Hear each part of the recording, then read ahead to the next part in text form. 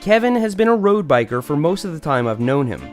But recently, things changed. In fact, today, Kevin white-knuckled this step up, to the point where it literally blew his shorts off.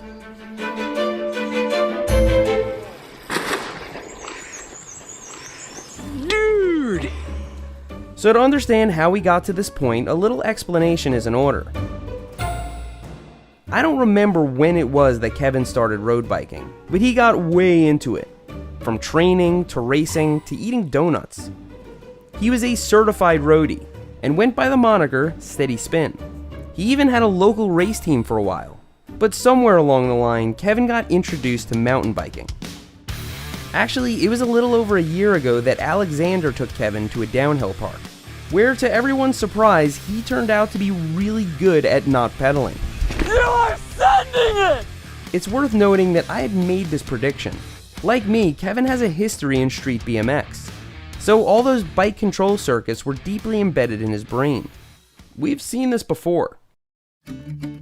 Somewhere along Kevin's journey into mountain biking, he began posting YouTube videos documenting his progression. But unlike most roadies who take to the dirt, Kevin had all but abandoned his power meter, heart rate monitor, and cadence sensors. His progression has been defined by bigger and bigger jumps, and I'm not sure we'll ever see roadie Kevin again. Yesterday, he wheeled a downhill bike into my garage that he bought used for $500. There she is. $500 seems like a great deal for a working downhill bike, but the more you learn about this bike, the less you think that. Don't get me wrong, none of these parts are bad. They're just completely random. I don't think a stock Giant Glory comes with cross-country brakes, or a single-speed drivetrain, or the large ring of a 2x as the front sprocket. According to Kevin, these brakes overheat halfway through each run, and shockingly, he's having chain retention issues. I've taken it to Big Creek, Bailey, and I just took it to Snowshoe. It handled fine though, besides no chain. Whoever sold this bike may have put a bunch of random parts on it to make it whole, but we had a nice little stack of replacement parts to work with, some of which Kevin bought and some of which I had on hand. Our goal was to make use of what we had to make this bike just a little safer and a lot more reliable. Priority number one was to swap out this front gear with a proper single-speed chainring.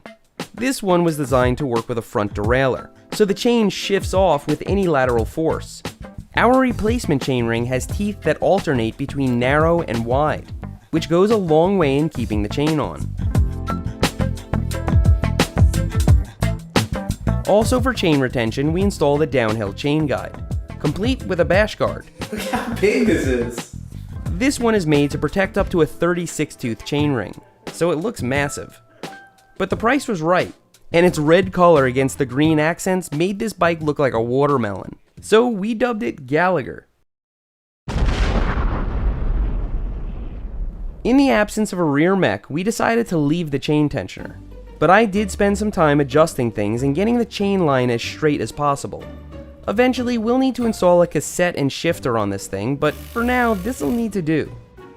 To fix Gallagher's overheating brakes, we replaced them with a barely used set of Code Rs that Kevin bought off a friend. But unsurprisingly, the hoses had been shortened to fit a different bike. How much does that give you? So... No, dude. We need new cables and we don't have new cables. And the only cable that we have is really beat up. There's plenty of slack up here. But when this thing goes, so we're gonna test the suspension. Is there such thing as a downhill snob? Yeah. Oh yeah? There's a snob in everything. In every part of cycling, there's always some snob. They're not going to like this at all. Although these upgrades were far from perfect or permanent, they went a long way in making Gallagher just a little more trailworthy. And so, first thing in the morning, we loaded up and headed to Tennessee. We are going on a magical adventure. And this magical adventure starts now.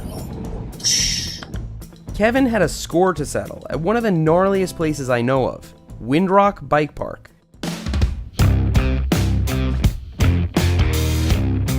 Kevin had raced there earlier in the season and wanted to come back on a downhill bike to tackle this step up. we'd need to do a couple of shakedown runs to make sure Gallagher was up to the task.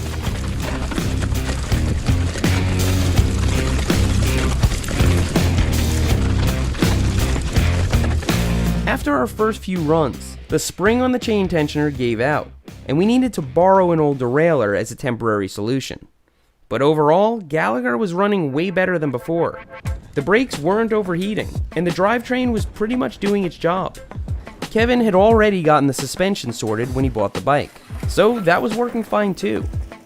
And the bash guard did its job, to say the least.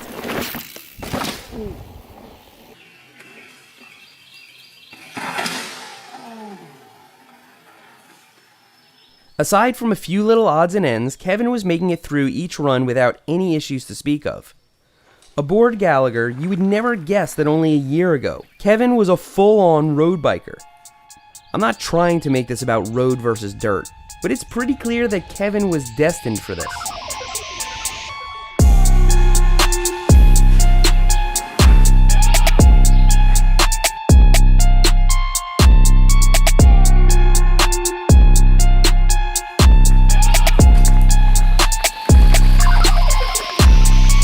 By the time we finished giving Gallagher a proper shakedown, Kevin was on fire.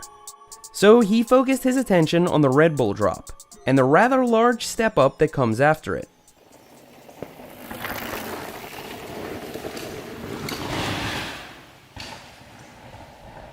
Gallagher's suspension certainly did its job, because Kevin's first attempt resulted in a massive case. But he rolled away just fine and was ready to commit to a faster approach. Brakes open, white knuckles. Here, no brakes, up and down.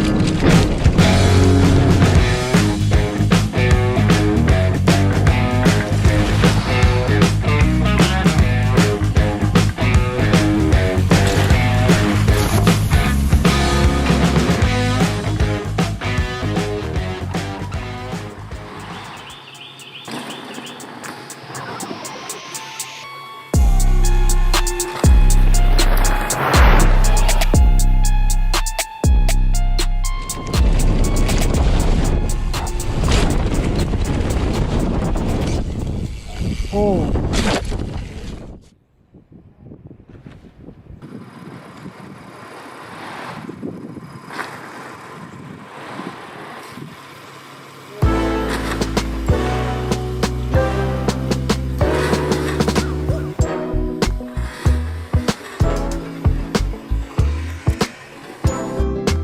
It's hard to overcook a step up, especially one with such a huge landing. But man, did we laugh when we saw this footage. You freaking landed flat! Even I must admit that a shorter travel bike might not have treated Kevin so kindly. I mean, he could have had his balls ripped off. And so today, we welcome Gallagher to Kevin's fleet. Obviously, we need to sort a few things out on this bike, but it's a pretty worthy steed for the price. If you're trying to save money, patience and persistence can often get you a lot. As for Kevin's road biking days, I hope we haven't seen the last of them. But Kevin is following his heart, and downhill mountain biking puts a big smile on his face. One could also argue that it's safer. If you want to follow Kevin's progression and see what he does next with Gallagher, check out his YouTube channel in the link below. And if you want to see more from Windrock Bike Park, follow them on Instagram. Thanks for riding with me today, and I'll see you next time.